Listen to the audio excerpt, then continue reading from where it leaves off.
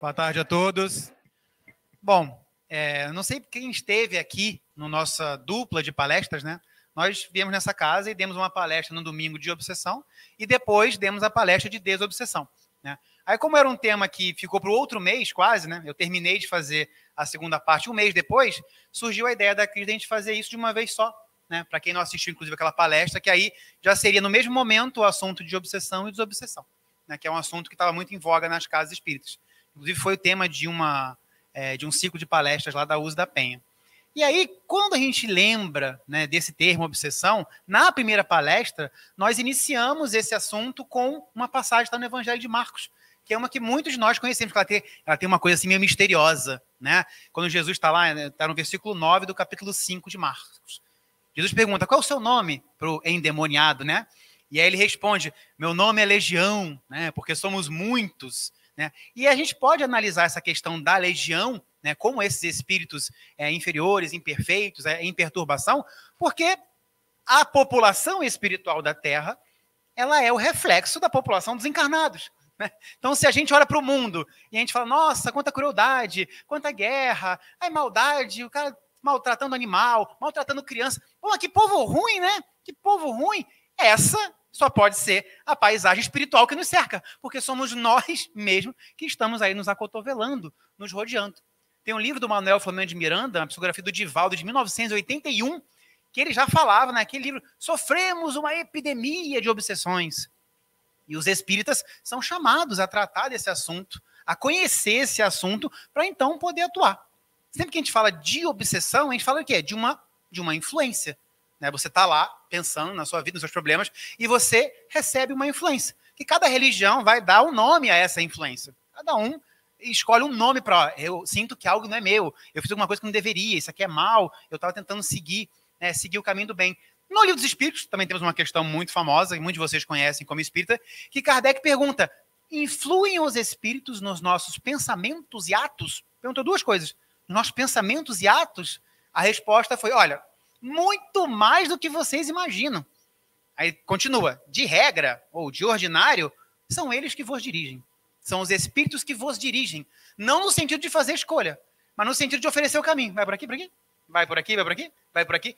De regra, são eles que nos dirigem. O livre-arbítrio é sempre nosso. E nessa questão 459, não falou que o vos dirigem se fosse espírito mau ou ruim. Falou, os espíritos, de regra, vos dirigem. Aí Kardec pensou assim, não me dirige aqui do lado, né? Que eu não estou vendo. Aí ele perguntou no 460, é normal então termos dois pensamentos que ficam se combatendo na nossa cabeça? Né? E a resposta da 460 é sim. Normalmente sobre o mesmo assunto, nós temos duas ideias do que fazer e às vezes elas se contrapõem. Elas são antagônicas. Nossa, eu posso fazer isso, mas tem um outro pensamento, também posso fazer isso. Né? E aí Kardec falou assim, e é uma coisa que às vezes os espíritos acreditam que é normal. Como é que eu vou saber então qual é o meu pensamento e qual é o pensamento que me é sugerido? Seja bom ou mal, que me é sugerido. Porque parece até que o espírita teria essa habilidade, né? Não, por eu ser espírita, eu sei que isso aí não é meu, eu senti alguma coisa, aquilo não era meu. Quando Kardec pergunta isso, como saber, então, qual é o meu pensamento e qual é aquele que me é sugerido? A resposta tem um certo desdém. Fala assim, olha, normalmente o seu pensamento, o seu original, sem nenhuma influência, é aquele que primeiro lhe ocorre. A primeira coisa que você pensa é aquilo. Né? Aí ele fala, quando uma ideia vos é sugerida, é como se alguém vos falasse. Sabe quando a gente está sozinho em casa, igual doido, e a gente ouve a nossa própria voz conversando com a gente? Né? Seria mais ou menos que você ouve... você fica ouvindo a sua própria voz conversando com você mesmo, né? Aí depois que eles explicam isso, normalmente o seu pensamento é o primeiro que vem. E quando alguém te sugere como uma voz que você ouve, aí fala assim, olha, mas de regra, é bom que vocês não saibam a diferença. Eu falei, eu achei que essa era uma característica do espírita. Não, o espírita sabe se é ele. É bom que vocês não saibam. Aí continua, é útil não saibais fazer essa diferença. Porque aí com mais liberdade você vai agir. Né? Imagina, você está à frente de uma situação, aí chega alguém do centro, isso aí foi teu mentor que te passou isso aí. Aí você, vou fazer. Vou acatar. Teu mentor falou, a gente, né? O seu livre-arbítrio já foi mitigado. Já não há mais 100% de liberdade, porque você está achando que aquilo ali é do bom, não, então eu vou fazer. Acho que isso aqui é do mal, então não vou fazer. Né? Então é bom que você não saiba, nossa, estou conversando com quem aqui? É comigo, é com o meu mentor, é com o meu obsessor? Segundo os Espíritos, questão 461, é bom que vocês nem saibam a diferença. E aí quando você agir, é você puramente você agindo. Se foi bom ou ruim que te deu a ideia, quem vai seguir, na verdade, né, somos nós. Então, sempre que fala de influência oculta nos pensamentos e atos, nós vamos nessas 3 questões para começar o estudo, 459, 460 e 461. E sempre que a gente fala de obsessão, nós somos obrigados, mesmo que eu não quisesse, eu sou obrigado a falar da classificação de Allan Kardec, do codificador, que ele classificou a obsessão em 3 tipos. Eu vou passar voado aqui, a gente não vai nem ficar muito tempo nisso. Seria a obsessão simples, que é uma influência moral, a fascinação, e na fascinação tem um elemento especial. Na fascinação, a pessoa que sofre uma obsessão do tipo fascinação, ela tem o raciocínio abalado. E hoje a gente está passando muito por isso. Pessoas que estão fascinadas com uma ideia que o espírito, Kardec fazia no Livro dos Médiuns, o espírito consegue dar uma confiança cega na pessoa e ela começa a acreditar numa coisa que anticientífica, totalmente doida, louca, e ela acha que aquilo é verdade, que está todo mundo doido, e que ela, sabe? Então, quando nós sofremos esse tipo de obsessão, ele falou que o espírito é tão malicioso, né? Ele consegue conduzir a pessoa como se ela fosse cega. Porque o raciocínio nesse tipo de obsessão foi abalado. E a gente vive muito isso hoje, porque o mundo está dividido, né? Ideologia A, ideologia B, e a pessoa está fascinada. Nós, todo mundo, nós estamos fascinados com esse assunto de ideologia política e social. Estamos fascinados, porque você não quer saber de nada. E aquele negócio entre você, você já tem tudo pronto de como se portar. Estamos fascinados. Por quê? Porque não estamos raciocinando. Kardec fala, se frente a um desses eventos que a gente está brigando no mundo todo, você não está nem raciocinando, você já vem com a sua teoria pronta, em pacote, enlatada, quer dizer, então, que estamos sofrendo um processo de fascinação. E os espíritos adoram a nossa divisão. Gente, estão se divertindo com essa questão da divisão que tem no mundo inteiro. Não é no Brasil, né? No mundo inteiro. Eles adoram. E qual é a terceira? Subjugação. Kardec não quis usar, no Livro dos Médiuns, ele não quis usar o termo possessão, que daria a ideia, né, de criaturas do mal para sempre, né, demônios. Ele não quis usar esse termo. Mas a subjugação no espiritismo é aquela possessão que a gente vê, né, da doutrina católica. Onde a pessoa, o que abalou na subjugação? A vontade. Na fascinação, abalou o raciocínio. Na subjugação, abalou a vontade. A pessoa não consegue ser livre para fazer o que ela quer. Por isso que nos filmes é aquilo, né? A pessoa começa a ficar louca, perdeu o controle. E os espíritos falam assim, é verdade, perdeu o controle. Esses são os verdadeiros possessos. A influência do espírito foi tão grande sobre esse obsediado que ele perdeu o tato da própria vontade. Então, lembre-se dessas 3 classificações, porque ela é a mais importante, é a mais ensinada, que está no Livro dos Médiuns. Né? E para não ficar só na codificação, porque estamos sábado à tarde, ficar falando de Livro dos Médiuns e do Espírito, que vocês vão dormir. Né? Peguei outros autores que falaram sobre isso. No livro Dramas da Obsessão, da Ivone do Amaral Pereira, de 1964, né? Tem uma mensagem do Bezerra de Menezes nesse livro. E ele comenta que as mais difíceis obsessões de serem desenlaçadas são aquelas que nasceram ou por ódio ou pelas paradoxais obsessões por amor. Né? Existem obsessões por amor. A pessoa ama tanto a outra, né, que exerce sobre ela uma influência, um poder, uma posse que desequilibra.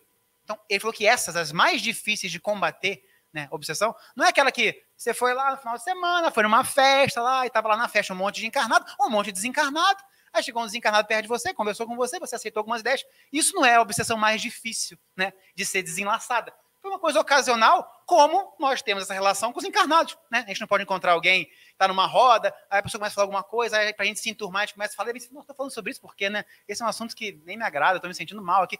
Igualzinho com os desencarnados. Igualzinho. É a mesma situação.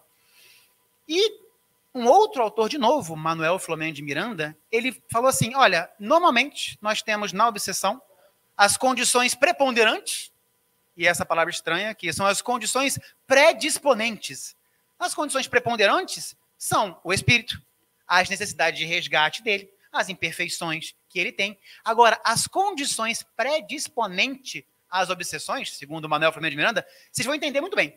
É assim, você está bem na vida, bem no sentido, está normal, está tranquilo. Temperatura, pressão, tudo certo. Aí chegou aos 23 anos, aconteceu aquilo. Terminou o primeiro namoro. Ficou sozinho, ficou abandonado. Né? Aí a sua vida dá um baque. Ou então você está lá aos 35 anos e de repente perdeu o emprego que era tudo para você. Perdeu o emprego que era tudo. Então, nesses eventos, são chamados condições que predispõem a uma obsessão. Por quê? Porque a gente acaba se desequilibrando nesses momentos especiais da vida. Perdeu uma pessoa muito amada, perdeu a empresa que você demorou 30 anos para construir, né, e de repente faliu. Então, nesses momentos da nossa jornada, há eventos especiais, que são as nossas provas, né? Ou as nossas expiações, que caímos em um desequilíbrio. Porque a gente não está sempre orando e vigiando, então é normal que todos nós dê aquela escorregada quando chega a hora da aprovação. Que todo mundo é muito bom, muito tranquilo e forte, quando a vida está tranquila. Aí quando chega a aprovação, meu Deus do céu, por favor, me ajuda. A gente logo parte do desespero. E ele fala que essa é uma condição para exponentes. Por quê? Porque sua vibração está aqui. Aí aconteceu aquilo, sua vibração vem para cá. E aí, gente, é igual um elevador. Está no 5º andar? É a tristeza. Todo mundo que está no 5º andar está na tristeza. E não tem limites materiais. Pode estar na Noruega, pode estar no Chile. Está todo mundo ligado com a essência, com o pensamento de tristeza. Inclusive, no livro Ação e Reação, o Sanzio, ele dá um exemplo de um suicida. Ele fala, olha, esse suicida, quando ele retornar numa nova encarnação, quando chegar mais ou menos naquela mesma data, aos 40 anos ali, quando chegar naquela mesma data, tudo o que aconteceu naquela encarnação vai voltar a acontecer ao redor dele. Isso é recapitulação. Demos uma palestra nessa casa chamada recapitulação. Recapitular aquilo que você fez. Aí ele fala, nesse momento vai acontecer um fenômeno chamado circunstâncias reflexas. Tudo aquilo que está na memória do espírito, quando ele começar a observar ao redor, sabe, nossa, dá até aquele arrepio. E eu já vi isso aqui, hein? Isso aqui me dá medo, não quero nem saber o que é isso. Aí ele fala, vai colocá-lo em proximidade com espíritos, olha essa parte, que se ajustam temporariamente ao seu modo desequilibrado de ser. Estava bem na vida. Aí perdeu o emprego, aí ficou, temporariamente fica perto de quem está abaixo também. E aí, chegou aí, está com a gente agora. Né? Essa é uma condição que nos predispõe. Então, de primeira, a gente tem que ter o quê? Tem que ter calma, tem que ter paz interior, tem que orar e vigiar nesses momentos em que, gente, todo mundo aqui vai passar por uma prova, por uma expiação, por uma dificuldade. Se a gente, nesse momento, conseguir manter o queixinho para cima, respirar firme, carregando a cruz, claro, né? Carregando a cruz, a gente consegue ultrapassar isso sem estar em tão contato, mesmo que seja temporário. Eu não quero ter contato temporário com as trevas, nem temporário. Tem o tempo todo, mas eu não quero. De regra, a gente não quer. E aí, para terminar a nossa introdução, isso aqui era só uma introdução, peguei um monte de coisa solta de vários lugares, né? Mas é uma introdução. O que é e por que acontece? Né? Tem que começar bem a nossa introdução. O que é obsessão? Capítulo 14 do livro A Gênese, Kardec vai falar: obsessão é uma ação persistente. Não é qualquer ação, não é aquela festa do sábado à noite. Não, é uma ação persistente de um espírito sobre nós. E aí, olha só, ele fala que vai desde uma leve influência moral, é a festa. Fala isso. Eu falei, pronto. Uma leve influência moral até a total perturbação do corpo físico e da alma. Então, Kardec deixou aí um negócio desse tamanho, né? Mas qual é a marca? É uma ação persistente. Ela pode ser persistente, mas como você está bem, está forte, ela é persistente só uma influência moral. Você fala uma coisa que não deveria falar, você está em casal, sabe que aquele assunto é um tabu, aí você fala aquele assunto, mas você não sai dali. Mas há pessoas que, nesse processo da persistência do espírito que persegue, leva a ela a total perturbação do corpo e da alma. E por que acontece? O que é? 14 da Gênese. Por que acontece? Capítulo 23 do Livro dos Médiuns, quem quiser ser mais específico, no item 252, né? E o Evangelho segundo o Espiritismo, no capítulo 28. Aí fala assim, capítulo 28 é o de preces, não é nenhum assunto específico, é o capítulo de preces. Tanto no capítulo 23 do Livro dos Médiuns, como 28 do Evangelho, vai dizer o quê? São as imperfeições morais que dão aso à influência dos maus espíritos. É por isso que acontece. Por quê? Porque as nossas imperfeições morais nos aproximam, né, de todo mundo que está naquele mesmo andar que eu falei. Está no mesmo andar? Está todo mundo junto, todo mundo abraçado. Mas o que me fez me abraçar ele? A minha imperfeição moral. Então é por isso que todo espírito, todo centro espírita vai falar sobre vamos trabalhar a reforma íntima, vamos nos evangelizar. É por isso que Jesus falou, sedes, no verbo imperativo, sedes perfeito, está dando uma ordem, porque o perfeito não vai sofrer essa influência. O perfeito não vai sofrer nenhuma infelicidade. E aí, pois não. Pode aqui, hoje em dia a pergunta está aberta.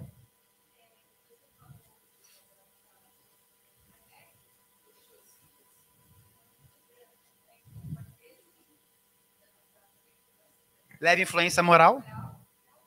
Essa está perto, né? Tem que dar para levar. Desculpa. Então, boa tarde a todos. Você falou que a obsessão ela vai desde a influência moral até a perturbação física, né? Levando a questão já atingindo o corpo físico. Essa também é uma numa ação persistente. Atingir o corpo físico também é uma característica da obsessão, como uma identificação, obsessão a partir do momento em que já está incomodando ou perturbando o corpo físico? Na verdade, no caso da obsessão, ela pode chegar à perturbação do corpo físico, porque é a alma que está desequilibrada, né? Mas a gente nunca vai conseguir afirmar que um desequilíbrio meu físico é resultado de uma obsessão. Não dá para fazer, né? Porque elas não têm essa ligação. Porque eu mesmo posso estar numa situação, às vezes, de uma culpa secular que eu carrego há 400 anos e eu costumo passar isso para o meu corpo físico. Uma coisa é certa, o processo obsessivo pode levar a que o corpo físico seja abalado. Mas nem todo abalo do corpo físico é um processo obsessivo, né? Nem todo abalo vai ser. Até porque, às vezes, você nasce, na sua pauta de provas, está uma doença. Essa doença não vai ter origem nenhuma espiritual. Você vai vir com ela no berço, porque faz parte da sua prova. Ou então, em um momento especial da sua vida, tipo as circunstâncias reflexo, ação e reação, aos 41 anos, o Vitor vai ter aquela doença, que é o momento de resgate dele. E aí essa doença vai me derrubar, mas ela não tem uma origem numa obsessão. Mas a obsessão pode trazer isso, pode causar isso, né? E como processa a obsessão? Eu trouxe duas coisas naquela palestra nossa. Através de uma ligação mental, que é a principal, né? A ligação mental entre nós e esse espírito perseguidor, e uma ligação material. Material? Tá doido, Vitor? Material, fluídica, física. Vamos tratar primeiro, claro, da mais importante, que é a da ligação mental. No livro Nos Domínios da Mediunidade, bem no prefácio, o livro é de André Luiz, né? Mas o prefácio é do Emmanuel. Vocês sabem que o prefácio do Emmanuel é uma palestra para a gente aqui, né? E aí ele fala, e olha como é profundo o que ele fala, todos nós, de acordo com os sentimentos que caracterizam a nossa vida íntima, isso é muito profundo, gente. Você se perguntou, quais são os sentimentos que caracterizam a minha vida íntima? Eu devo ter vários sentimentos, mas ele é caracterizado pelo quê? Emmanuel fala isso. Todos nós, de acordo com os sentimentos que caracterizam a nossa vida íntima, emite raios. Raios, ele está falando aqui, inclusive o título é Raios, Médiuns, Mentes, né? Emitimos raios e vivemos na onda mental a que nos afeiçoamos. Aquela coisa do diga-me com quem andas e te direi quem és, né? Então você está andando. Sabe na eletricidade, quando passa a energia elétrica, o que vem logo ao redor da energia elétrica? Automático. Um campo magnético. Ninguém sabe onde é que sai isso. Tem nada ali. Aí você bota uma energia elétrica, bum, aparece um campo magnético, né? O nosso pensamento, de acordo com os sentimentos que lhe caracterizam a vida íntima, também emite esses raios. E nós vivemos na onda mental que a gente se afeiçoa. É a brincadeira que eu fiz aqui do andar. Essa coisa de diga-me com quem andas e te direi quem és, que não é bíblico, tá, gente? Não está na Bíblia isso. Nem Jesus falou isso, né? E aí, nessa mesmo prefácio, Emmanuel fala assim, é por isso que todo mundo é médium no campo mental que lhe é próprio. O que ele quer dizer com isso? Quer dizer que naquele assunto ali, você consegue, esse assunto especial na sua vida, você troca com um monte de gente. Então ali você é médium. Naquele assunto ali, você é médium. Às vezes está tudo tranquilo na sua vida, mas naquele assunto ali é o desequilíbrio. Ali, todo mundo é médium dentro desse campo mental. Por quê? O que é mediunidade? É troca. É meio de contato. Então, naquele campo ali está eu e um monte de gente que pensa como eu. Eu influencio e sou influenciado naquele campo. É mútuo, tá? Não sou eu só sou atingido. Não, eu também emito. E às vezes eu tenho uma potência de pensamento que eu também emito muito forte para os outros. Que outros? Todos que estão no nosso campo mental. Que como a gente está falando de obsessão, e obsessão é esse contato, essa sintonia, essa afinidade, de acordo com os sentimentos que caracterizam a sua vida íntima, você vai viver, você vive nesse campo mental. E aí é óbvio que tudo que acontecer na sua vida vai se refletir nesse campo mental. Então, se você está irritado, está mal-humorado, está impaciente, vai dar, onde você for, vai estar com você esse campo mental. Então, qualquer tipo de acontecimento próximo que tenha impaciência, vai colar em você, pode ter certeza. Vai chegar até você, porque é ali que você vive.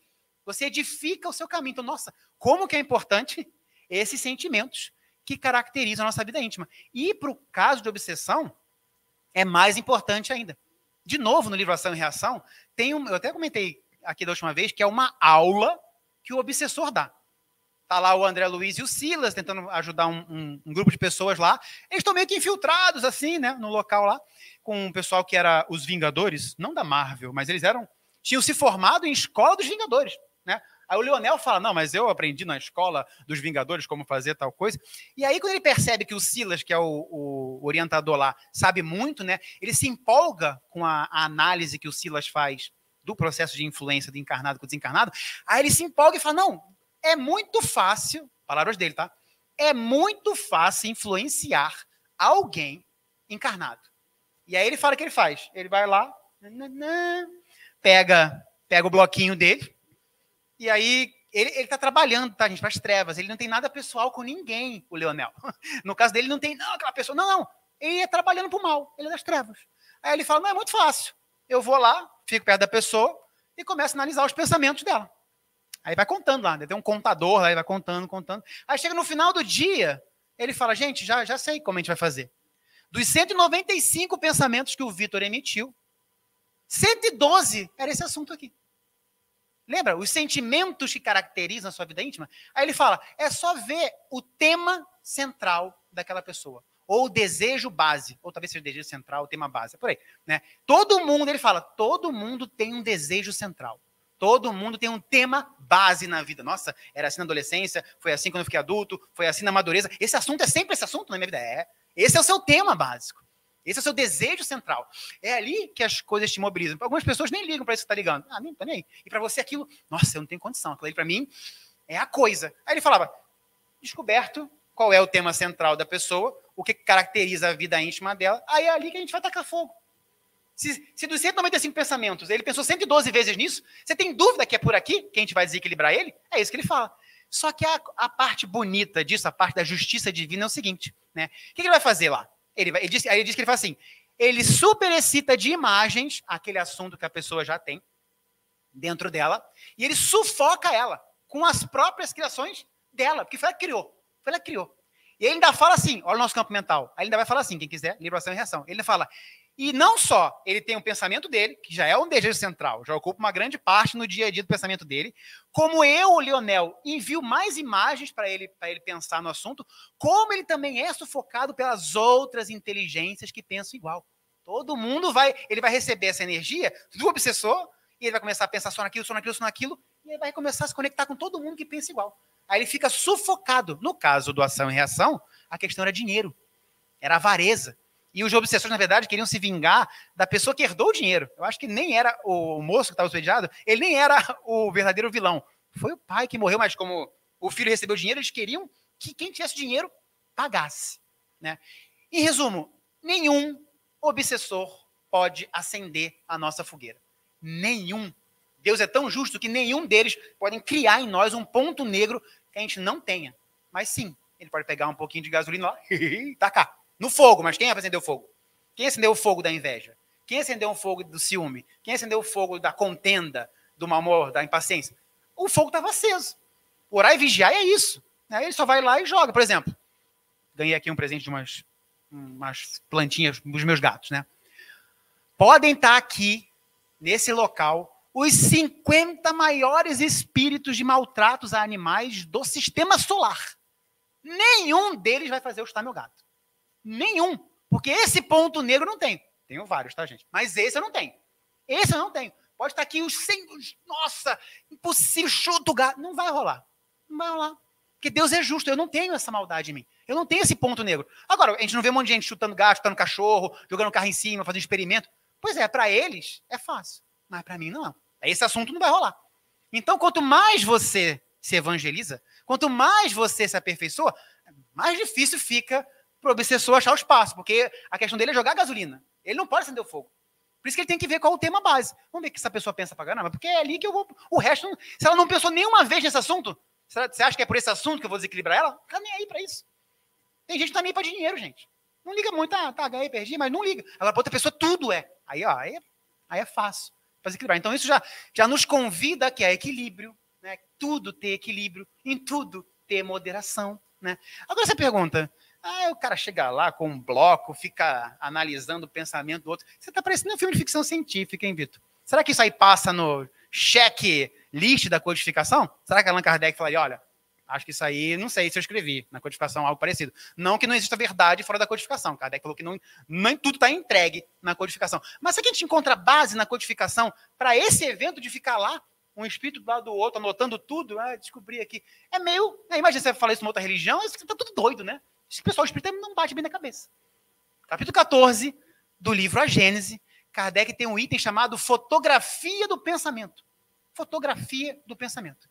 Ele vai falar, por mais que o seu corpo físico esteja impassível, ó, a múmia lá, parado, quando você pensa, nas coisas que você pensa, seu corpo fluídico é posto em ação e executa o gesto fluidicamente. Você pode estar parado lá, mas está pensando um monte de coisa, o seu corpo fluídico efetua o gesto fluidicamente. Aí Kardec vem com a nossa resposta para o Leonel, para o André Luiz, né? Ele fala assim, é por isso que um espírito lê no outro como num livro. É o Leonel com o bloco dele, gente. Kardec já sabia disso, não tem novidade no Ação e Reação para Kardec. Porque ele sabia que um espírito pode ler no outro. Porque, gente, aqui, o Vitor bonitinho estava na ONG hoje, o Vitor, posso estar com o pensamento aqui nas trevas, vocês não sabem. Mas o espírito olha para mim, dando palestra, todo lascado, né, dando palestra. O espírito sabe, ele vê na gente. Sabe aquela coisa que estava na moda uma época, vamos tirar foto da sua aura? Tirar foto da sua aura. Gente, isso, as nossas formas, a nossa atmosfera psíquica é rodeada dos nossos pensamentos. São esses pensamentos que estão ao nosso redor, que estão no nosso corpo fluídico. É por isso que um cara, tá complicado ali. É só isso que o espírito precisa para ver no outro. Então, esse evento, né, do Leonel passa no nosso checklist da codificação, porque Kardec falou que um espírito lê no outro como no livro, você está parado lá pensando, mas você fluidicamente efetua o gesto. E, inclusive, deixa mais fácil a interferência espiritual, né? É só o espírito chegar perto, olha, pensou nisso o dia inteiro. É fácil, gente. É por isso que o Leonel fala, é muito fácil influenciar alguém, gente. Ainda mais num espírito imperfeito de um planeta de expiação em prova, é escolher, é self-service. Quem é que eu vou influenciar hoje? Aquela pessoa que está mais forte, ela consegue rejeitar. A tentação vem, você, não, peraí, mas o foguinho tem. Não estou dizendo que eu vou receber toda a gasolina que ele vai jogar para mim. Eu posso receber só um golinho e logo parar. Né? Não, eu tenho hora do evangelho no lar agora, eu tenho que ir para o centro, eu vou para o culto, vou para a igreja, para a missa. Aí você se equilibra. Mas o foguinho, gente, é nosso dever abaixar esse foguinho. E aí o Emmanuel, no livro Pensamento e Vida, capítulo 27, ele deu uma imagem final para a gente entender esse processo de influência. Ele falou assim, um espírito que quer ser notado, né, que quer atuar, ele lança imagens na direção daquela pessoa. Né? Vou imaginar aqui que você está jogando um monte de carta. Jogando um monte de carta. Aí o Emmanuel vai falar, quanto mais sustentadas as imagens por parte de quem a recebe, mais forte é a obsessão. Então chega um espírito, que vou influenciar o Vitor aqui, ele me joga 10 ideias, 10 imagens. Aí eu pego 2, 3. Leva influência moral, né? Te deu umas ideias aí que não era muito boa, você pegou, né, Vitor? Muito bem. Né? Aí ele vai me jogar 10, eu pego 6. Ó. Né? Você concorda em 6 coisas que ele te deu ideia, né? Ele está nas trevas. Você concordou com 6 coisas, o desequilíbrio está chegando. Aí ele joga 10 ideias, você pega as 10. Mais forte é a obsessão. Você está em identidade total com esse espírito ao seu lado. E aí vai até a perturbação da alma, perturbação do corpo, porque Emmanuel fala que é como se ficasse em um regime de encantamento. Um pensa, o outro, beleza. Um fala, o outro fala na hora. Né? Fica esse processo, porque todas as ideias que ele tem, você aprova. Você aprova. Então, quando essas imagens vierem até nós, a gente tem que, lembra igual o Matrix lá, vinha as balas, você para as balas aqui, as balas caem tudo no chão. É o que a gente tem que fazer. E aí Emmanuel começa a falar o que a gente não quer ouvir. Nesse capítulo 27 do Pensamento e Vida. Ele fala assim, é por isso que não existe obsessão unilateral. Não me venha com essa no seu espírito, por favor, me ajuda, tem um espírito me perseguindo, eu quero passar na desobsessão. Não existe obsessão unilateral. Nossa, só eu sou o algoz, eu sou o mal, e você, nossa, eu estou apanhando muito dos espíritos. Não tem. Por quê? Porque alguma coisa você sustentou para você ser desequilibrado. Ele vem com umas ideias. Você sustentou aquela ideia, começa a pegar ranço daquela pessoa, começa a não gostar da presença dela, sustentou a ideia. Daqui para frente, é só ribanceira abaixo.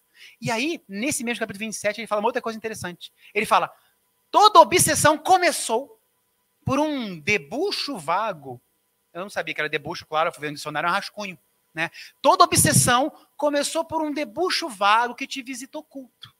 Ocultamente, pensamento. Tipo assim, Vitor, o que você acha disso aqui? Sabe aquele meme que tem um temperinho assim? que você acha disso aqui? Aí você tá lá, o que eu acho disso aqui? Aí tá escovando o dente, o que eu acho disso aqui? Tá no metrô em pé, o que eu acho disso aqui? Toda obsessão começou por uma ideia vaga desse obsessor que te visita ocultamente. Não, deixa ele pensando nisso. Aí você fica pensando, é verdade, o que eu penso sobre isso? Aí ela acorda de manhã, dorme, fica pensando aquele assunto a semana inteira. No fundo, ele começou por um debuxo vago, por esse rascunho, mas ele fala, mas desse rascunho pode virar uma viga forte e um painel vigoroso que pode prender uma pessoa séculos na inferioridade. Séculos. Então, é o nosso cuidado aí quando a gente for visitado por esse debuxo. Né? E assim, né? Às vezes você está pensando nada, de repente chega um pensamento, e se você fizer aquilo? Né, Vitão? Aí tu, e se eu fizer aquilo? Né? Aí, na questão 464 do Livro dos Espíritos, Kardec perguntou assim, como é que eu vou saber se a sugestão me vem de um bom ou mau espírito? Como é que eu vou saber que esse pensamento que me visitou hoje de manhã, 9 horas, é de um bom ou mau espírito? A resposta do Espírito na 464, estudar é o caso. Mandou de estudar. Estudar é o caso. Compete a vós discernir. De novo, resgatando o que a gente falou da questão 461. É bom que você nem saiba. Por quê? Porque você vai ter que saber o que é certo e o que é errado. Então, se está na dúvida se essa ideia que eu tenho é boa ou ruim, estudar é o caso. Não, vou estudar aqui. Eu sou cristão. Vamos analisar isso aqui bem. Né? Qualquer religião. Vamos analisar isso aqui bem. Compete a você discernir se esse pensamento que te visitou, ele é bem de um bom ou de um mau espírito. Esse é o nosso maior desafio nas ligações mentais. Porque hoje, gente, a gente pode ter encontrado com 30 espíritos. Nós fizemos pequenas conexões mentais com esses 30. A questão não é a conexão mental, já que de regra são eles que vos dirigem. A questão é a natureza do pensamento que a gente está abraçando, as imagens que a gente está sustentando. É isso que vai definir se a gente vai sofrer um desequilíbrio espiritual que às vezes nem estava previsto na nossa história ou não. Essa é a ligação mental, que é importante falar. E a ligação fluídica? E a ligação material que tem entre eu e o obsessor? Né? Essa ligação material. Eu trouxe 3 livros para a gente falar rapidamente, 3 passagens. Missionários da Luz, capítulo 18. Mundo Maior, capítulo 3. E Entre a Terra e o Céu, capítulo 3. No Missionários da Luz, capítulo 18, André Luiz vai a um centro espírita numa noite que ia ter a sessão de desobsessão. E aí tinha uma moça que nem espírita ela era católica, e ela estava correndo pelo centro, dizendo, por favor, me salve do demônio, por quê? Aí o André Luiz falou que o perseguidor dela se mantinha numa aparência satânica, porque conhecia as crenças dela e sabia que isso deixaria ela apavorada. E diz no livro que ela estava correndo para lá, mandando socorrerem ela do demônio. E é curioso que quando o André Luiz narra esse obsessor, ele fala que era uma satânica lucidez. Ele sabia exatamente o que ele estava fazendo. Ele sabia exatamente o que ele queria, né, com aquela aparência para cima dela. Mas ele fala, entre ela e ele, haviam fios tenuíssimos, mas vigorosos, que ligavam do pé dela até o crânio, entre ela e ele. Fios que ligavam do pé até o crânio. Fios tenuíssimos, mas vigorosos. Nossa, que coisa esquisita, né? Mas sabe por que no caso deles era assim? Lá no Mundo Maior, capítulo 3, está o Calderário e o André Luiz no hospital. E tem um obsessor atrás da cama do hospital lá. Né? No caso dele, quando ele ia falar, nossa, os dois estavam ligados através de fios tenuíssimos, como se fosse uma rede de fluidos. Só que ele falou lá, estava ligado do tórax até a cabeça. Não estava até o pé igual a moça. Sabe por quê? Porque no caso da moça lá do Missionários da Luz, capítulo 18, ele tinha sido escravo dela.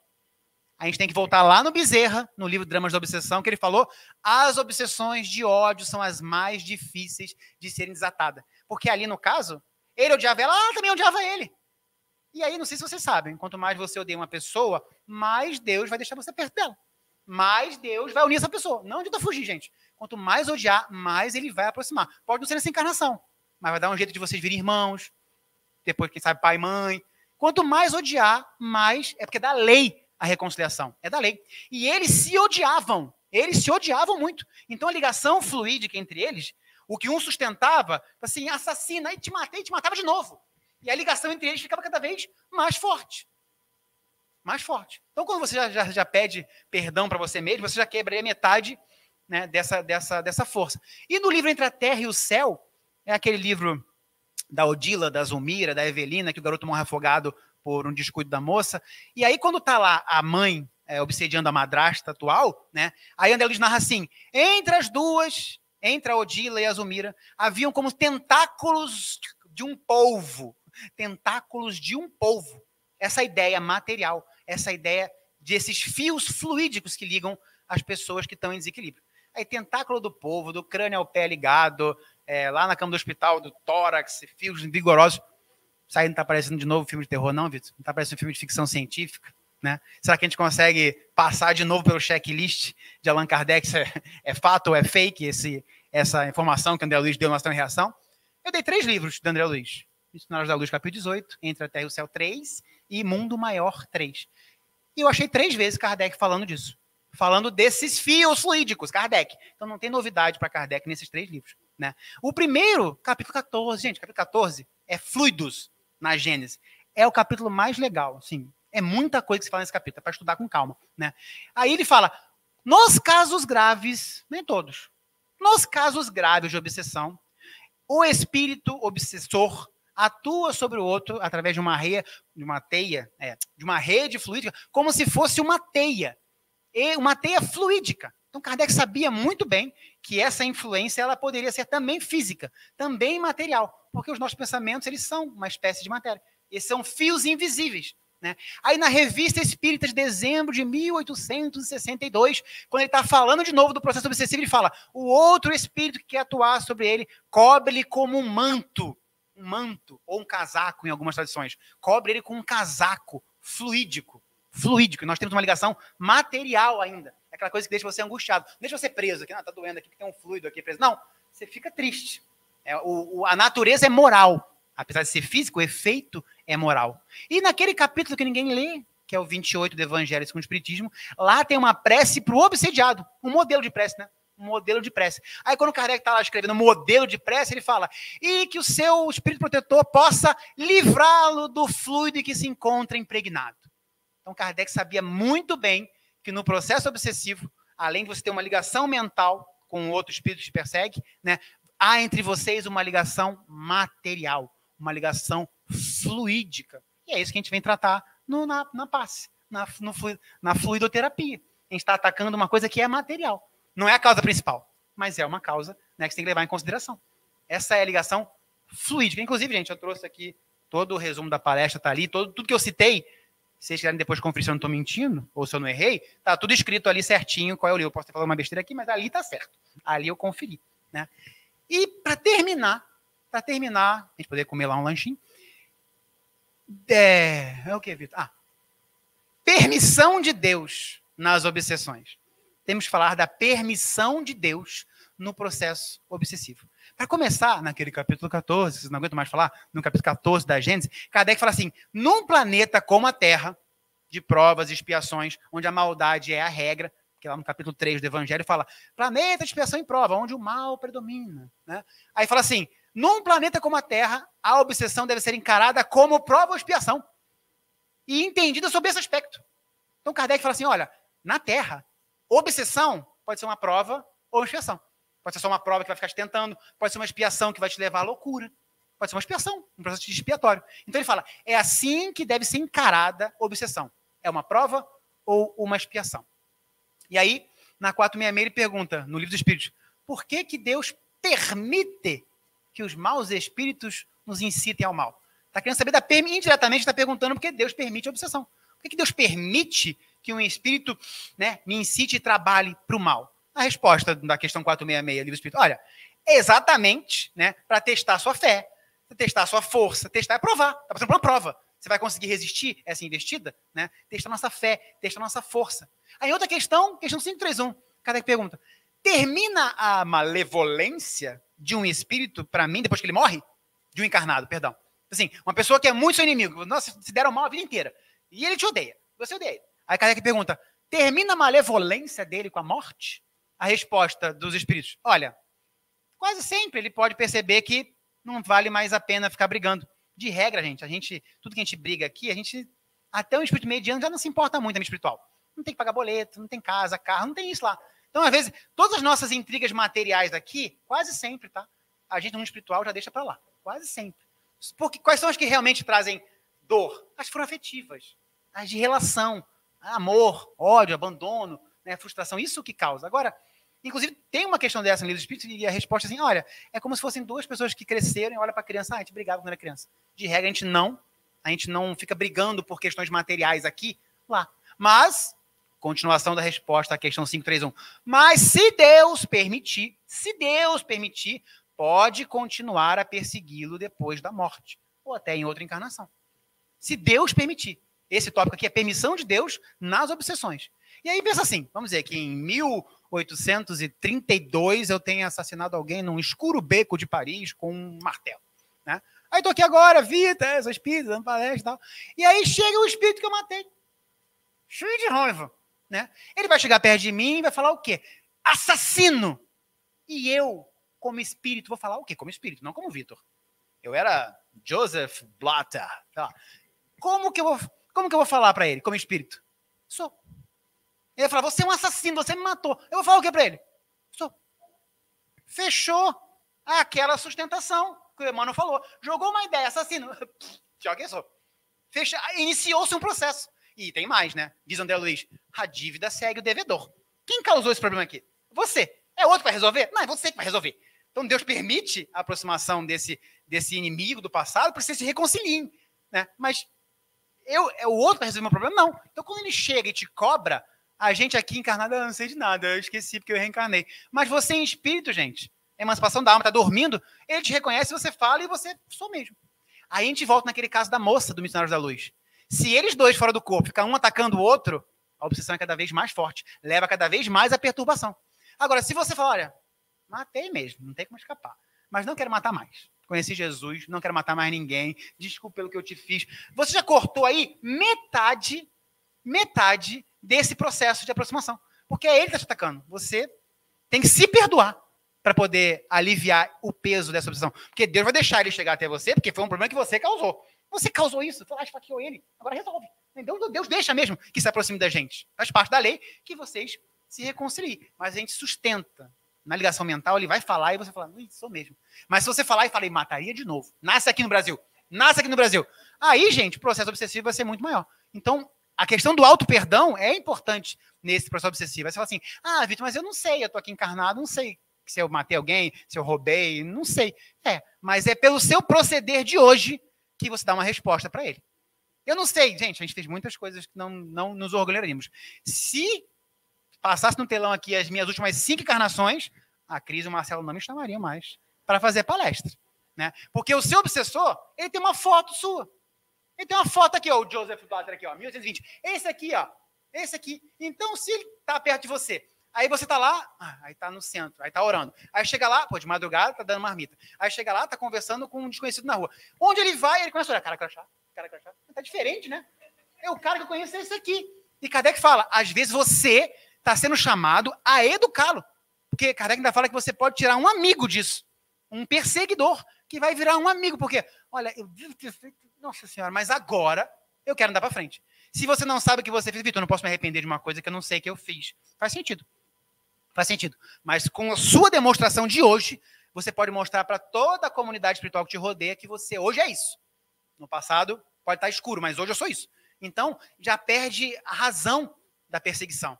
Kardec fala que nem o coração, capítulo, não lembro, 12, a mais os inimigos do evangelho, que às vezes até o mais maldoso, ele não consegue seguir quando vê que a pessoa está fazendo bem. Onde ele vai, a pessoa faz o bem. Onde ele vai, a pessoa faz o bem. Acho que ela mudou mesmo, hein? Não está mais tacando martelo na cabeça de ninguém.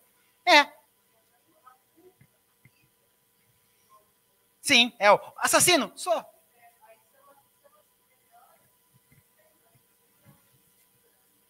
Verdade. E aí, agora vou terminar essa parte de permissão de Deus, mas pensa comigo, a permissão de Deus no processo obsessivo, questão 466, questão 531, ela é misericórdia divina. Porque pensa bem, se nós sofrêssemos obsessão por todas as imperfeições que nós temos, estava ninguém de pé. Podia cair, sei lá, na impaciência? Podia. Podia cair na avareza? Podia. Podia cair no sexo? Podia. Podia cair na alimentação má? Poderia. Gente, se Deus deixasse que eu sofresse um processo obsessivo por todas as minhas imperfeições, lá no início da palestra, o que é ação persistente? Por que acontece imperfeição moral? Imagina se eu tivesse um espírito do meu lado, persistente em todas as minhas imperfeições. Não estava ninguém de pé. Então Deus permite, às vezes, que soframos um processo obsessivo, e é por isso que Kardec vai dizer no 14 que é o quê? É prova expiação. E, questão 262, Deus sabe esperar o momento da expiação. É a vontade dele que interfere diretamente no processo obsessivo, porque os verdadeiros processos obsessivos são para nós prova e expiação. E nenhum de nós fica em prova e expiação todo dia da vida, todo dia. Né? Temos alguns ciclos melhores e outros não tão mais fáceis, mas temos esses ciclos. Então, se não fosse essa permissão divina, tá todo mundo caído, gente. Então, essa era a nossa primeira parte. Né? Falamos da introdução, falamos da ligação mental, falamos da ligação fluídica e falamos da permissão de Deus. Para que tudo que sem isso nada acontece no universo. Né? Sem a permissão de Deus, nada. Por favor. É assim, por exemplo, pessoas que nos foram cara nessa vida já partiram. E eles podem, vamos dizer assim, ou tomar uma forma desse ente querido, que nos foi querido, e um obsessor pode tomar essa forma deles para nos obsediar? No livro dos médiuns, isso foi tratado. No livro dos médiuns, essa coisa de você poder aparecer com uma forma diferente. Né? Porque o perispírito ele tem uma plasticidade. Só que não são todos os espíritos que conseguem dar essa plasticidade. Tá? Inclusive, fala-se que os mais inferiores têm muita dificuldade de mudar o próprio espírito. Né? Às vezes, as próprias ideias perturbadoras vão dando uma aparência feia, pesada. Né? Mas agora, num processo de você, por exemplo, estar em emancipação da alma, foi dormir. Aí aquele espírito quer aparecer e fingir que é a pessoa que você ama para te falar uma coisa que quer que você faça. Ah, se ela achar que eu sou essa pessoa que ela ama e eu vou falar uma coisa aqui terrível, ela não vou fazer, porque acontece que a feição material não vai conseguir enganar a atmosfera psíquica daquele encontro. Por mais que para nós aqui encarnados faz efeito. Se eu estou lá no banheiro, abro, tem um vampirão lá, meu Deus do céu, tem um vampirão lá. Mas no mundo espiritual, a aparência não vai ser a principal coisa, porque ali é muito mais do sentido. Sabe, eu tive um sonho bom, mas eu nem sei com quem, mas era tão bom, queria voltar, queria sentir. A presença dessa pessoa que se ama vai dar pra gente um resultado totalmente diferente de um eventual... E detalhe, qualquer tipo de artifício que um mau espírito queira ter para nos enganar, se acontecer, é com permissão de Deus. Se acontecer, é porque o seu mentor deixou, tá? Porque se o mentor não quiser, não vai chegar. Se deixarem você ver alguma coisa, e você que nunca viu, é porque o seu mentor considera útil. Não tem desordem, não tem caos. Então a gente tem que partir assim, bom, se eu vi, se aconteceu, se foi falado, é porque aqueles que me rodeiam, que organizam a minha encarnação, permitiram. Se permitiram, é porque tem uma utilidade. Vamos ver qual é a utilidade. Tem utilidade? Essa mensagem tem uma utilidade? Não tem nenhuma utilidade. Foi uma coisa totalmente sem noção que falou. Agora, o mais importante que eu te falei isso, não seria a aparência. Você está falando encarnado ou desencarnado, dormindo? Desencarnado. Mas você fora do corpo, você na vigília? Ah, sonha. Tá, entendi. Era isso mesmo. Então, os dois.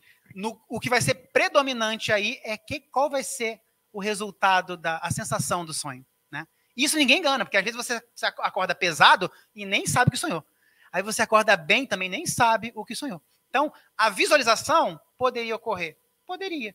Mas é muito difícil que você fosse enganada pela sensação. Porque você, frente a uma pessoa que você ama, você sentiria um júbilo tremendo. Ainda que ela tivesse com o formato de um pato. Né? Você, nossa, é a pessoa que eu amo. Né? Mesmo que ela te rejeite,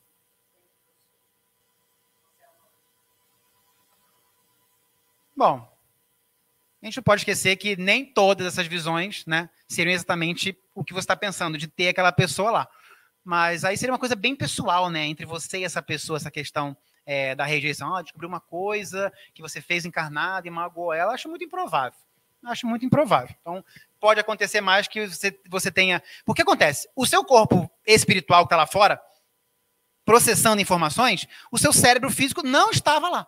Quem estava lá era o seu perispírito, o ser inteligente. Quando você adentra ao corpo físico, há um processo que no livro do Espírito vai falar que tem lacunas que não conseguem ser preenchidas. Porque quanto mais pesado for o corpo físico, menos ele vai permanecer com aquilo que ele fez no mundo espiritual. Então, o nosso cérebro vai dar um jeito de preencher as lacunas. Está no Livro dos Espíritos, no capítulo sobre emancipação da alma. Aí você vai começar a botar coisas da sua vigília que te preocupam. Aí vai sair aquela coisa, nossa, estava andando e vi uma cobra. Aí depois um pneu passou por cima de mim, eu vi minha mãe e um passarinho saiu voando e levou toda a pipoca da minha casa. Por quê? Porque nós temos ideias que foram reais, que vimos, mas o cérebro físico estava dormindo. Não estava lá o cérebro físico. Né? E por isso que algumas pessoas têm esses sonhos proféticos. Por quê? Porque é uma preparação fisiológica. O corpo está preparado para isso. A mediunidade é isso, vocês sabem que mediunidade é orgânica, tá? Ninguém aprende a ser médium. Mediunidade é orgânica. É o corpo físico que tem mediunidade. Não dá para desenvolver uma coisa que você não tem. Então, às vezes, nessas lacunas do nosso corpo físico, né, no recebimento do perispírito, causa essa coisa louca dos sonhos, né? Mas uma coisa, por mais que tem uma história muito doida, igual eu contei, mas no final a sensação era muito ruim. É o que vai contar. Para a emancipação da alma, para o sonho, é o que vai contar. Que sensação você teve ao acordar? Que sensação você teve com essa aparição? Eu posso ver alguém que me é muito caro num sonho e achar que é arrepiado, quer sair correndo. Uma coisa está errada aí, então. Né? Em resumo, é a sensação de quando você acordar que vai determinar se foi um bom encontro ou não. Agora, tentar resolver no cérebro físico as lacunas vai ser muito difícil para a gente. Vai ficar um negócio meio fantástico, né? Quem quiser tem lá o capítulo sobre a emancipação da alma, Kardec fala dessas lacunas que, nossa, o cérebro vai ter que dar um jeito para encher isso. Que o cérebro raciocina rápido, né? Ó, uma coisa legal. No livro, não sei qual do André Luiz, eles estão tentando ajudar um moço, e aí quando chega o André Luiz e o Clarence, ou outro mentor lá que eu não lembro, no sonho, ele viu o André Luiz e o mentor lá. Quando ele acordou, ele contou para a mãe o sonho dele e falou: eu estava lá querendo chegar perto da moça, aí chegaram 2 policiais. Né? Chegaram 2 policiais, queriam me prender. Não sei o que. Era o André Luiz, queria prender nada. Mas a aparência de autoridade no cérebro físico dele, não, era polícia, queria me prender, queria me levar para algum lugar. O cérebro, polícia, né? O cérebro dá um jeito de preencher, de associar. A nossa memória associativa é a mais rápida que tem. Mas quando ele está contando de manhã no café da manhã para a mãe dele o sonho, lembrei, é o Mário, do livro Entre a Terra e o Céu, o enfermeiro, né? Ele fala que foi pesado. Isso é o que conta. Né? Os 2 policiais podiam ser um padre, né, e um pastor. Não ia mudar. Ele ia sentir de manhã. Por quê? Porque o encontro, na verdade, em espírito, foi com uma pessoa que tinha muita dificuldade. Então vai acordar com aquela sensação. Né? Essa é a parte final. Mas alguém tem uma pergunta? Que eu posso deixar mais confusa, mais complicada? Eu tenho várias dúvidas. Inclusive, eu estou entre trabalhadores da casa aqui. Se eu não souber, eu passo com o trabalhador responder.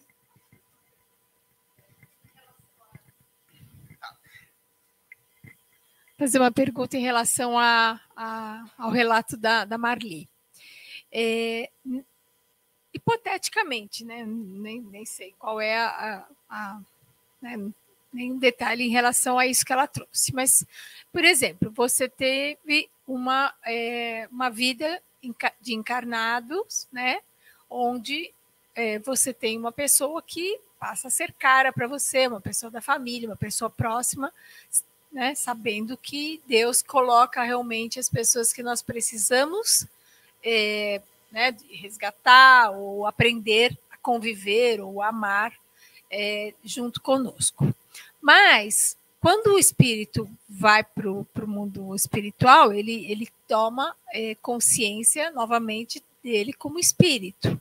E aí, por exemplo, numa situação em que vamos falar em irmãos. Um irmão com o outro vieram nessa encarnação para aprender a se amar.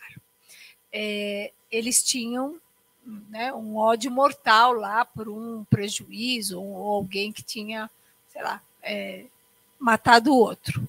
Quando ele volta para o mundo espiritual, apesar daquela vida né, mais de mais harmonia, ele toma consciência de que aquele que estava lá na vida encarnada era aquele que tinha ferido ele, ou que tinha prejudicado ele. E aí ele pode voltar a ser um obsessor nesse sentido, falando assim, opa, peraí, agora entendi. A gente viveu essa vida toda aqui, você, né, foi mais bonzinho, mas eu não te perdoei. Eu não te perdoei, você me matou na encarnação passada.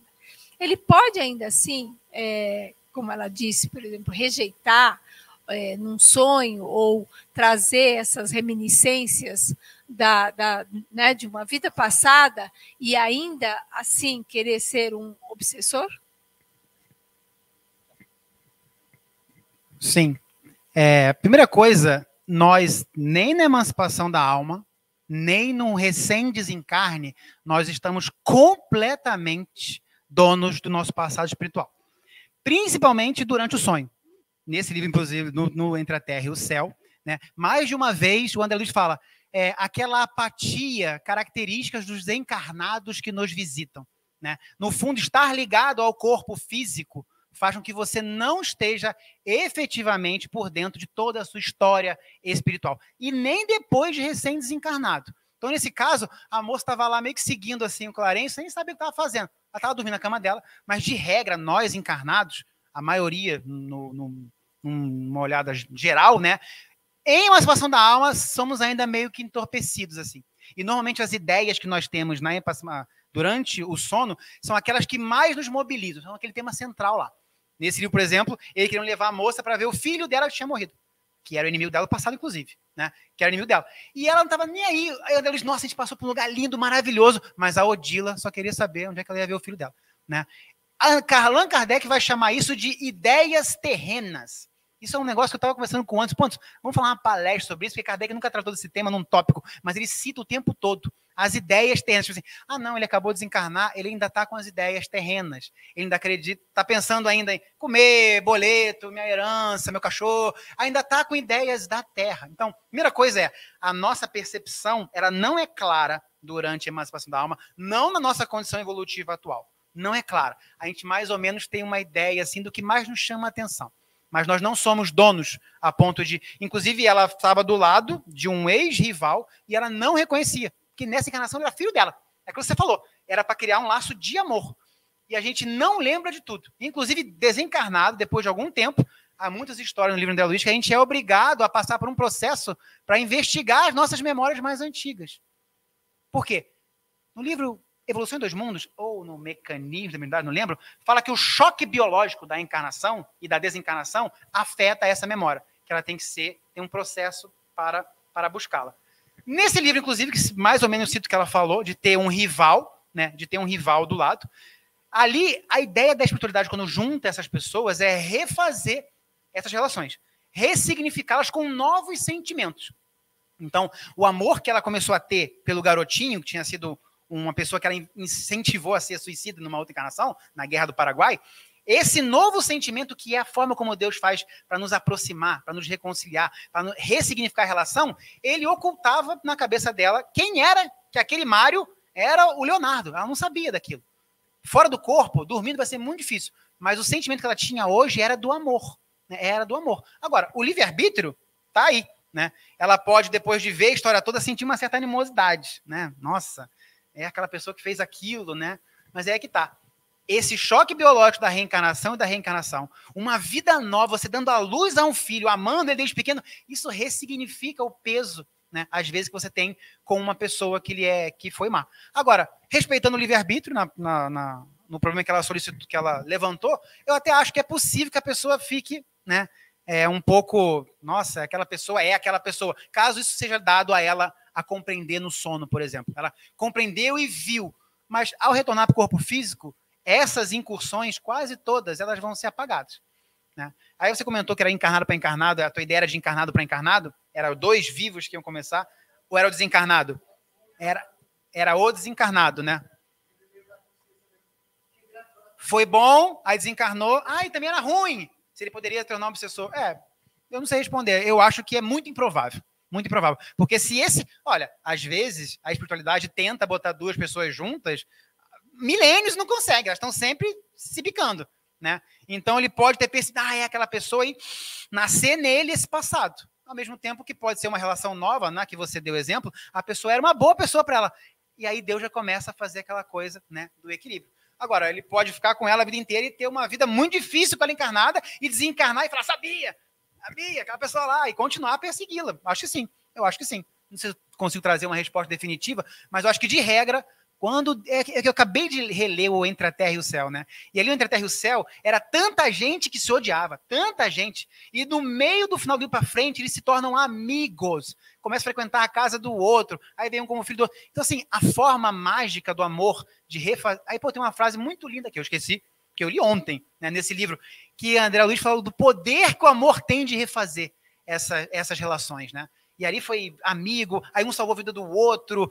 Cara, foi lindo. O Entre a Terra e o Céu não é muito técnico assim, mas ele é muito lindo dessas relações que são refeitas, a começar pela obsessora, que era a mãe, que começou a ajudar a madrasta, depois que ela percebeu que ela que ia cuidar do filho dela, né? Alguém ia falar alguma coisa?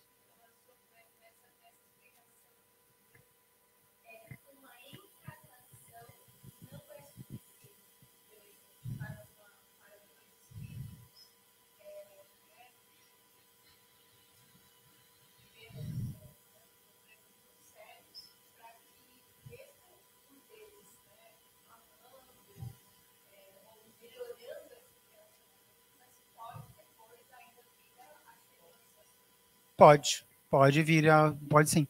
Mas isso vai ser fácil de ver durante a encarnação já. Você vai saber qual é a natureza daquela relação, né? Não vai ser fácil esconder que você é uma pessoa próxima, uma esposa, mãe, pai, filho.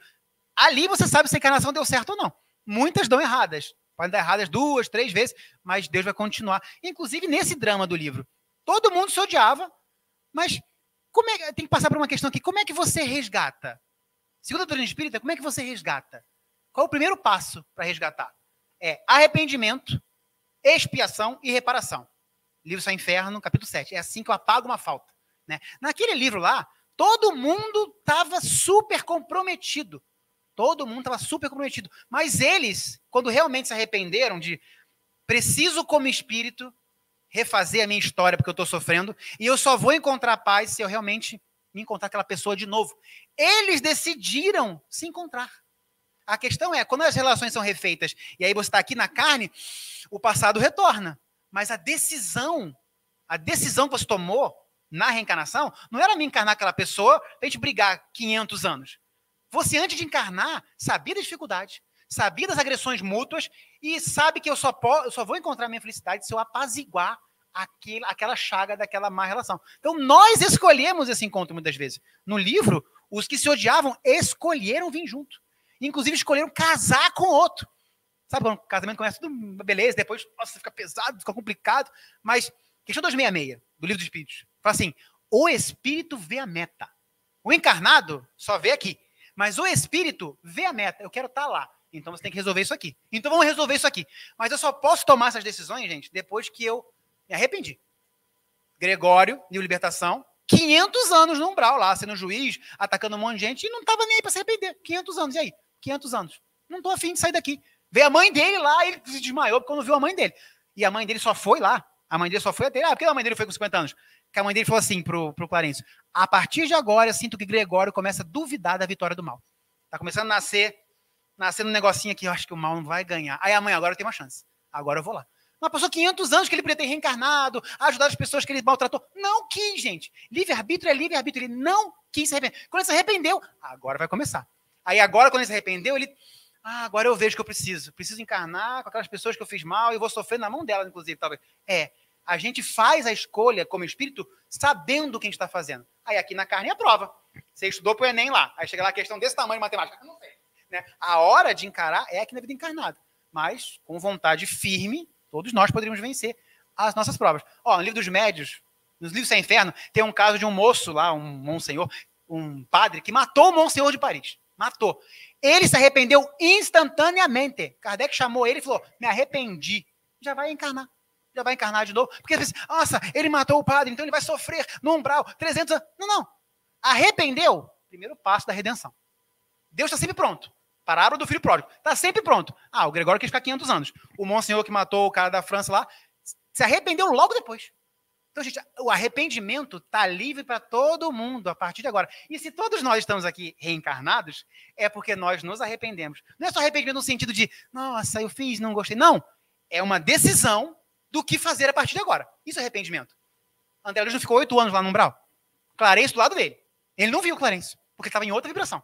Quando ele começou a perceber o que ele fez, começou a compreender, é para isso que servem as esferas chamadas purgatoriais, tá? Aquele local de sofrimento só tem um objetivo, que a pessoa, nossa, entendi. Agora eu compreendi. Vê luz, vê mãe, pai, cachorro, vê tudo. E aí vai embora. Vai embora por quê? Continuar a trajetória que parou. Sem arrependimento, ninguém anda. E se todos nós aqui estamos encarnados, todos nós olhamos para trás, não, tem que refazer isso aqui. O Vitor já usou tanta palavra para atacar, agora vai ter que usar a palavra para falar de religião. Porque, nossa, você já fez com a palavra, meu Deus do céu. Aí quando eu olhei, eu falei, nossa, eu tenho que usar agora a palavra para outra coisa. Por quê? Arrepende, expia. O que é expia? Sente na pele. É quase que afetivo. Você sente na pele aquilo que você fez ao outro. Aí está lá, esfaqueando. Aí chega uma encarnação, esfaqueado. Aí tu, que absurdo! Fui esfaqueado. Aí Deus, esse é você. Esse é você. Eu sou. Isso aí é você. Não gostei. A expiação é isso. Você tá lá, o Mike Tyson, tá socando todo mundo, quando tomar um soco, não gostei. Vou comer a orelha dele. Né? Socar é bom, né? Quando você é socado, nossa, doeu. Aí Deus, é isso aí que você tá fazendo. Esse é você. Aí você, eu acho que não é bom. Ó, doeu, pegou no baço aqui, doeu, não quero mais esfaquear. Por isso que a expiação ela é pedagógica, não é punitiva. A expiação é, nossa, senti na pele. E às vezes nossa consciência fala, eu quero passar por aquilo. Por quê? Porque o espírito questão 266 vê a meta. O encarnado aqui não quer morrer, não quer pegar doença, quer só conforto. Mas o espírito, gente, o espírito só quer batalha. Questão 866 fala assim, de regra, quem mora na Terra, tá falando de todo mundo, não tá falando de espírito nobre, não. Não, todos eles, questão 866, compreendem a futilidade das vossas de encarnado, das vossas grandezas e gozos. É por isso que só escolhem provas difíceis e é por isso que a maioria da Terra é de infortunados. Não é só dinheiro, não. Infortunado em tudo. Porque eles escolhem as provas que lhes sejam mais úteis.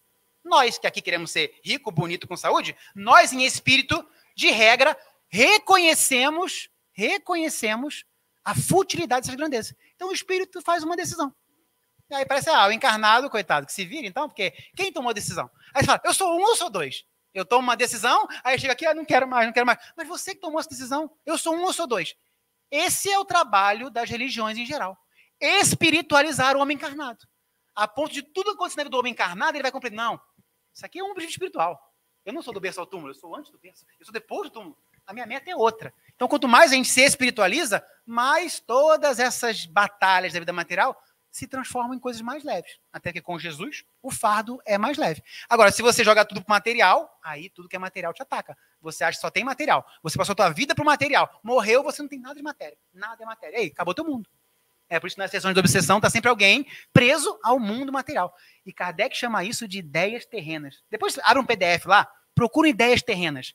Kardec cita isso como se fosse uma atmosfera que a gente ainda vive, só que não nos pertence. Meu filho, você é espírito. Você não precisa comer arroz e feijão. Lembra daquela polêmica no nosso lar lá? Que o pessoal do nosso lar queria comer. Fizemos greve. Passando 50 anos para resolver o problema da comida em nosso lar. Por quê? Porque eu não sou espírito, não preciso mais comer arroz e feijão, gente. Vamos dar uma comida fluídica aqui, porque ele sente necessidade de comer. Né? Mas nós somos, em verdade, espíritos. Então, quanto mais você espiritualiza, mais você facilita a vida do homem encarnado aqui.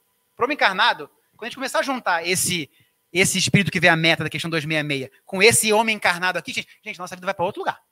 Porque normalmente a gente está andando com a visão do homem encarnado. Né? Minha casa, meu carro, meu dinheiro, minha saúde. A gente está olhando para o homem encarnado. Só que a visão do espírito é outra. O objetivo da encarnação não é isso. Isso aqui é ferramenta. O objetivo da encarnação é outra. Quanto mais você espiritualiza, mais a sua vida como encarnado vai para outro lugar. Que outro lugar? A meta, o que você escolheu antes da encarnação. Vamos comer?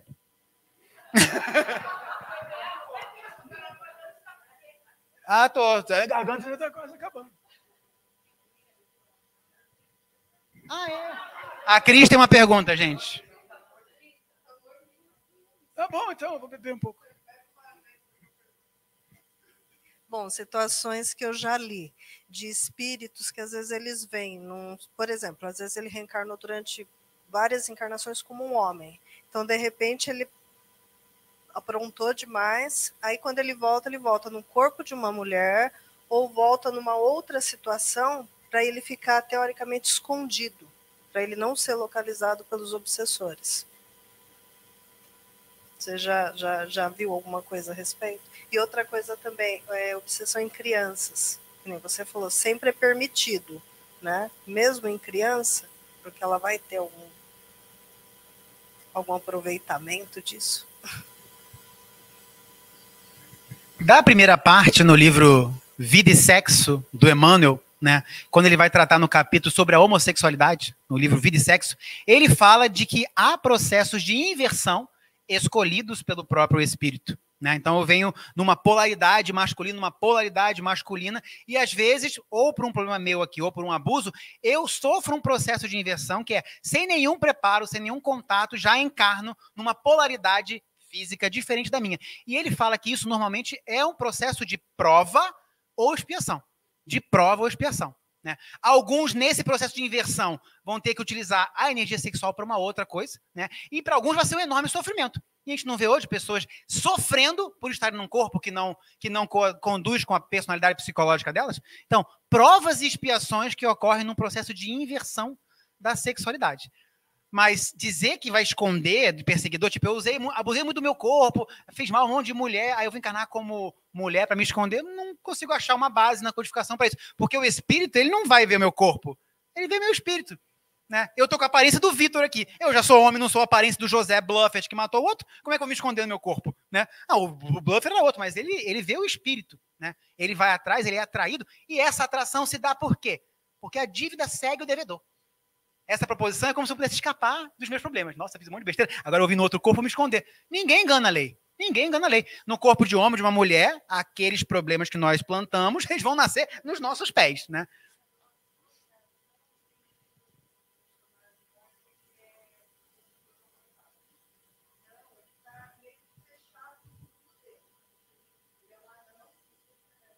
Eu li o Ação e Reação, mas não lembro dele.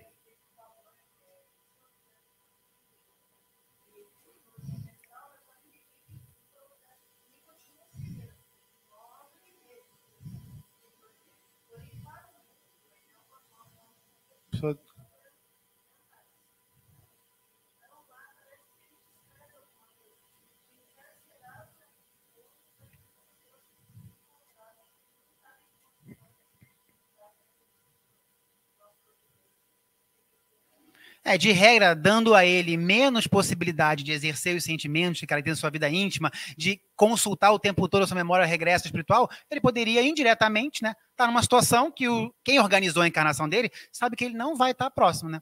Não vai estar próximo desses rivais. Até porque esses rivais podem se arrepender, podem se reencarnar de novo. Há encarnados nos livros de André Luiz que não conseguem encontrar encarnados que gostam. Não consegue. Lembra do Silas? Eu estou tentando reencarnar, mas não consigo achar minha mãe. Não consigo achar. Aí fala, gente, entra ali no setor, não sei o que lá, bota o nomezinho dela lá e acha. Mas esse processo é parte do processo dele. Porque ele desenrolou uma família toda e agora ele quer procurar essa encarnação com todo mundo, mas não consegue achar uma pessoa. Aí você, que coisa sem sentido, Vitor. Eu achei que a espiritualidade sabia tudo, é só jogar um computador lá no Ministério de Esclarecimento de Informação. Ah, tá aqui, ó, tá lá na Espanha, né? Mas eu acho que essa pergunta foi feita para ele. Não sei se André Luiz perguntou, por que você não pergunta para alguém aí? E ele entende que era um processo de busca que ele teria que encontrar. Então, se pessoas que se amam às vezes, né, que se gostam, às vezes quer tentar encontrar alguém.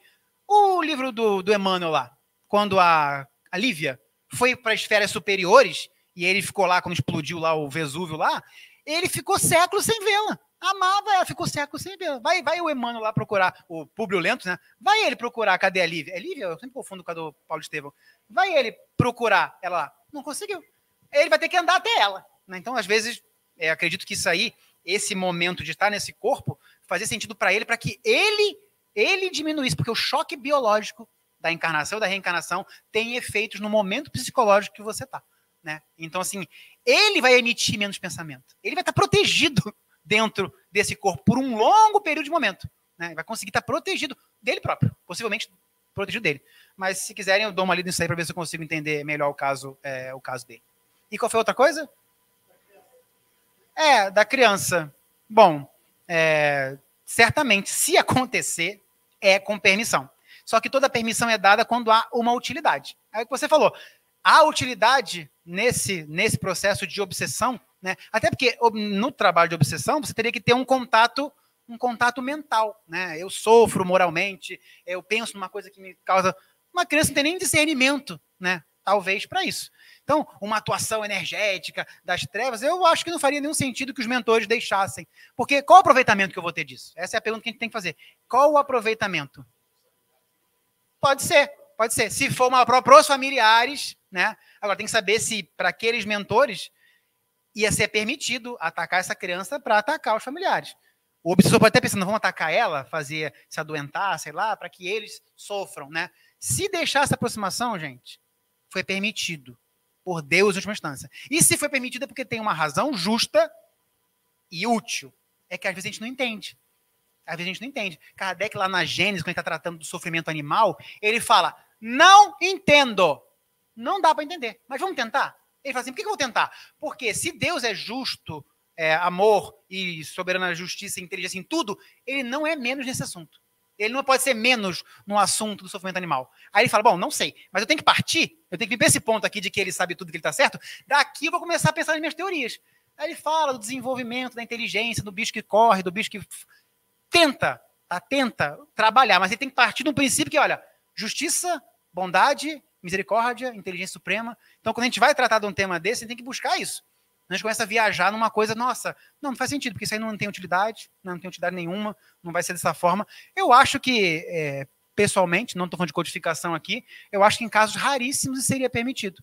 Porque a utilidade para a criança seria muito pequena, na questão do discernimento, seria muito pequena. Né? Até porque, segundo André Luiz, né, o processo reencarnatório demoraria até 7 anos, né, para que o espírito pudesse realmente terminar todos esses laços de contato. E sem discernimento, né? Gente, eu adoraria não ter discernimento.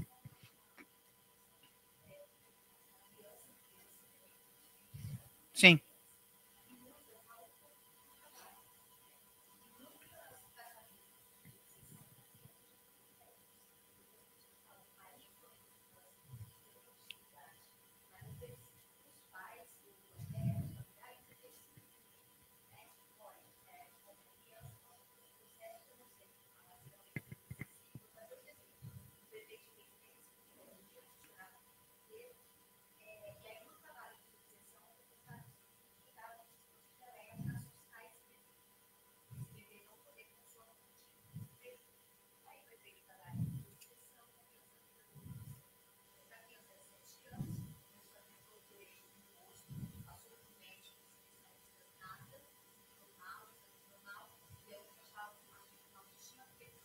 Uhum.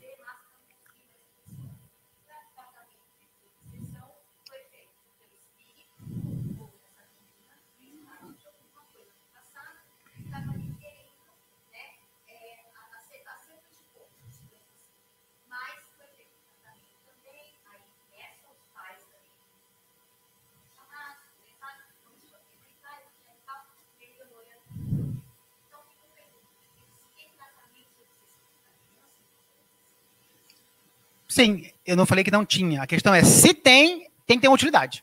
Tem que ter uma razão. Nem sempre a gente vai descobrir. Nem sempre a gente vai saber. A gente não vai ter certeza de que aquilo ali foi um processo obsessivo. Mas se foi permitido, aí eu tenho que botar um pezinho em outro lugar. Olha, se foi permitido isso é porque tem uma razão justa e clara para que isso aconteça. Senão esse espírito não ia conseguir jogar geleia nenhuma. Se o mentor dele não quisesse, não ia jogar geleia nenhuma, gente. Porque onde está o bem, o mal não tem espaço. Livro dos Médios, presença dos bons afastam os maus. Então, se está na pauta dele, e há crianças que nascem com pauta de sofrimento já do berçário, se está na pauta uma série de sofrimentos que a gente não consegue entender aqui, porque a gente fica chocado com a ideia da criança, de ser pequena, de ser frágil, mas o espírito está lá imortal. Né? Ele está lá espalhando, né? E está colhendo muita coisa dele. Mas se foi permitido, eu não tenho como a gente analisar caso a caso. Cada processo obsessivo, cada história, como a gente lê no caso de André Luiz. Mas você tem que partir desse ponto, da utilidade daquele evento lá. Né? E da justiça. Porque senão a gente fica chocado, aí começa a achar, nossa, por que Deus disse isso acontecer? A gente fica igual aquela questão, por quê? Né? Por que esse sofrimento aqui parece tão impossível? Mas se Deus permite, gente, quem sou eu para dizer não? Deus permite, então eu tenho que colocar a minha dificuldade de compreender o fato. Né? Mas eu acho que são casos de exceção mesmo. Né? Não é todo caso... Toda vez que uma criança estiver passando problema, né, que a gente vai ter que começar a pensar no processo obsessivo. Mas, se é uma ferramenta posta à disposição de grande parte da humanidade, esclarecido que existe um mundo espiritual que nos rodeia, às vezes não está nem para a criança, está atrás do pai, está atrás da mãe, e aquela atmosfera, se permitir, tem utilidade. É a nossa base aqui. Se permitiu é porque tem uma utilidade ali. E às vezes a criança, mesmo como espírito, não. Pode me colocar nessa aprovação aí desde o berço. Pode me colocar com mancha desde o berço. Eu quero que a minha autoestima seja afetada. O espírito pode escolher isso, gente. Ele escolhe a pauta dele. Eu quero tudo isso. Desde novo. Quero passar por cima disso tudo e vencer isso tudo. A gente não consegue penetrar a fundo, né, todos os detalhes de um processo, de um planejamento encarnatório. a gente tem que colocar sempre o pé de que há um controle, não há caos, e quem decide está vendo muito acima da gente. Não está numa sessão de obsessão aqui vendo uma coisinha ou outra que um médico... Não, não. Quem decidiu o processo está muito acima. Consegue ver o que a gente não consegue ver. Consegue ver lá atrás, consegue ver um pouquinho ali na frente, a gente não consegue. Por isso que a gente tem que partir da lógica, né, do bom senso e da utilidade e da permissão de Deus em tudo, como o final da palestra. Ah, não, ainda é a mesma palestra ainda, estou na primeira palestra. Vamos lá, gente, vamos comer um... Oi? Vamos. A segunda é mais rápida, gente.